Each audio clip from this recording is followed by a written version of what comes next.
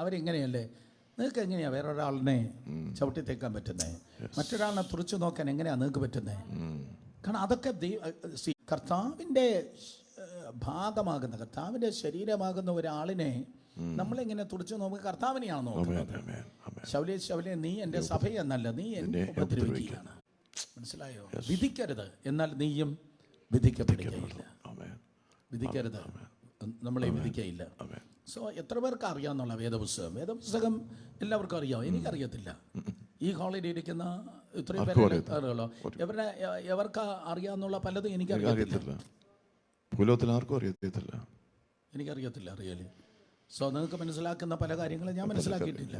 മനസ്സിലായില്ലേ? അപ്പോൾ വേദപുസ്തകം നമുക്കറിയത്തില്ല, അല്ലെങ്കിൽ അവർ കുറേ ഇങ്ങനെയാണോ പ്രാർത്ഥിക്കുന്നത്, ഇങ്ങനെയാണോ ബൈബിൾ വായിക്കുന്നത്, ഇങ്ങനെയാണോ പറയുന്നത്, മറ്റൊരാളിനെ വിരൽ ചൂണ്ടരുത്. അതിനുവേണ്ടി ദൈവം ഇട്ടിട്ടില്ല.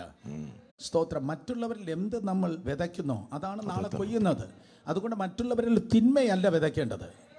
ഞാൻ എൻ്റെ ഭാവിയിൽ നന്മ ആഗ്രഹിക്കുന്നുവെങ്കിൽ അടുത്ത മാസം മാർച്ച് വരാൻ പോവുക, അല്ലെങ്കിൽ ഏപ്രിൽ വരാൻ പോവുക, അടുത്ത നാളിൽ നന്മ ഞാൻ ആഗ്രഹിക്കുന്നെങ്കിൽ ദൈവജനത്തിന് ഞാൻ നന്മയാണ് വിതയ്ക്കേണ്ടത്. അതാണ് എന്നിൽ കൊയ്യുന്നത്. കമോൺ.